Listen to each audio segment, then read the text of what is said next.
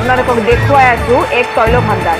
এই তৈল ভাণ্ডাৰটো কেনেকৈ জ্বলি শেষ হৈছে তাৰে দৃশ্য। ডিব্ৰু ছয়খোৱাৰ বাগদানত তৈল ক্ষেত্ৰত ভয়ংকৰ অগ্নিকাণ্ড। ছিংগাপুৰৰ বিশেষজ্ঞৰ উপস্থিতিতে সংঘটিত হয় এই অগ্নিকাণ্ডটো।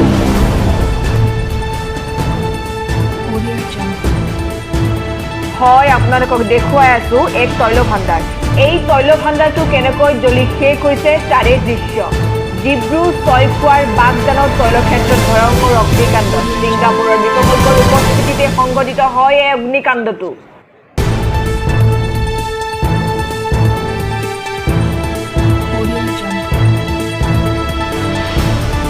হয়, আপোনালোকক দেখুৱাই আছো এক তৈল ভাণ্ডাৰ। এই তৈল ভাণ্ডাৰটো কেনেকৈ জ্বলি শেষ হৈছে তাৰে দৃশ্য। ডিব্ৰু ছয়খোৱাৰ বাগদানত তৈল ক্ষেত্ৰত ভয়ংকৰ অগ্নিকাণ্ড। ছিংগাপুৰৰ বিশেষজ্ঞৰ উপস্থিতিতে সংঘটিত হয় এই অগ্নিকাণ্ডটো।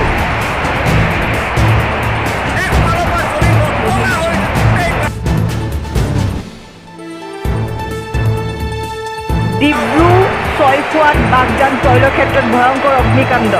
ছিংগাপুৰৰ বিশেষজ্ঞৰ উপস্থিতিতে সংঘটিত হয় এই অগ্নিকাণ্ডটো। নিমিষতে কেনেকৈ শেষ হৈ গ'ল 40টাকৈ বাসগৃহ।